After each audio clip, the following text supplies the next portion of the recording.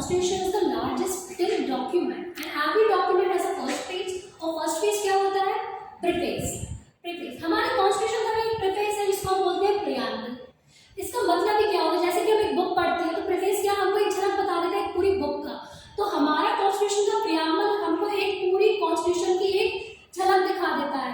साथ ही साथ हमको ये बताता है कि मैं Constitution लेकर फ्यूचर इंडिया से क्या चाहते हैं या फ्यूचर इंडिया को कैसे देखना चाहते हैं.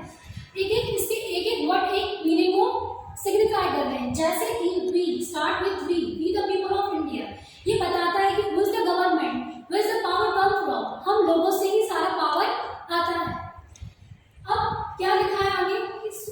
Having solemnly resolved to constitute India into sovereign socialist secular democratic Republic.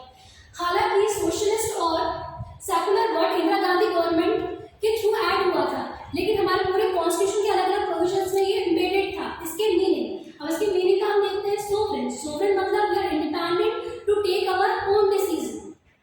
Socialist means we are a country that have social welfare approach in all the. ये हमको पता चलता है हमारे सारी स्कीम्स से और सारे कॉन्स्टिट्यूशन प्रोविजंस से. हम देखते हैं सेकुलर. सेकुलर का मतलब होता है कि every individual has religious freedom as well as a country does not have any strict religion. Everyone has a freedom of religion. Democratic republic. अब republic का मतलब होता है re plus public. मतलब head of the state जिसको लोगों ने चुना है वो क्या है? democratically elected है. मतलब वो पोस्ट क्या है? elected पोस्ट है, ना कि hereditary. और उसमें क्या है कि एक पर्टिकुलर पीरियड के बाद इलेक्शन होता है और वो पोस्ट पब्लिकली एक्सेसिबल है. हर कोई जो व्यक्ति चाहता है एक पर्टिकुलर क्वालिफिकेशन के बाद प्रेसिडेंट के लिए इलेक्शन लड़ सकता है. That is signified democratic Republic country. मतलब हमारे कॉन्स्टिट्यूशन मेकर एक ऐसा भारत देखना चाहते थे जो कि sovereign socialist secular democratic Republic हो. साथ ही साथ इसके बाद आता है जस्टिस. हम अपने सिटी अब आता है टू सिक्योर और इट्स सिटीजन. तो हम सिटीजन के बारे में मतलब सिटीजन को क्या देना चाहते थे. जैसे कि हम बात करते हैं जस्टिस, लिबर्टी की, इक्वालिटी की, फ्रेटर्निटी की. हमने ये सिंगल वर्ड है लेकिन ये अपने आप में बहुत सारा एम्बिग मीनिंग लिए हुए हैं. जैसे कि हम देखेंगे जस्टिस. जस्टिस हमने एक सिनारियो में नहीं, हमने तीनों सिनारियो में बात की. Justice of social, economical, political. Social में इक्वालिटी, सोसाइटी में मतलब कोई भेदभाव ना हो. इकोनॉमिकल वे में मतलब जो नीचे के लोग हैं उसको एक समान दर पे लाया जाए, मतलब एक इक्वालिटी ऑफ अपॉर्चुनिटी दी जाए. पॉलिटिकल वे में क्या कि आपका जो पॉलिटिकल वे में जैसे right to vote, right to accessibility to public offices, वो हो.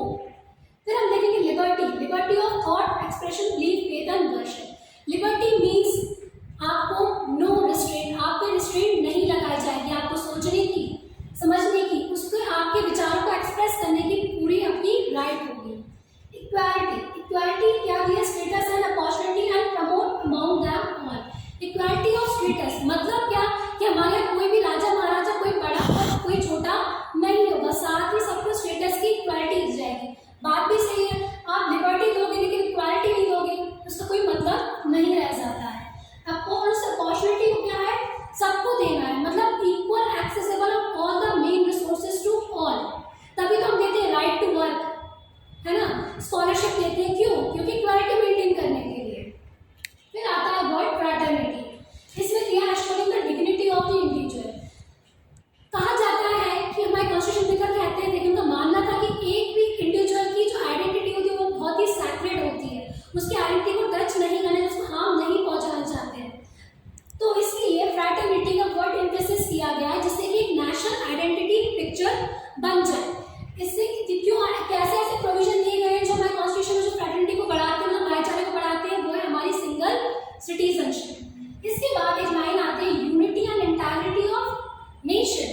Unity and integrity of nation मतलब हम एक अखंड भारत की नींव रखते हैं. ये हम क्या देते हैं सिटीजन्स को? ये उनका सपना था कि सिटीजन्स को अपनी क्या दे? Justice, liberty, equality and fraternity. Fraternity just privilege of your identity, personal identity. तो लास्ट वर्ड्स क्या है? In our constituent assembly this 26th day of November 1949 we to here adopt, enact and give ourselves this constitution. This date signify the date on have adopted our constitution.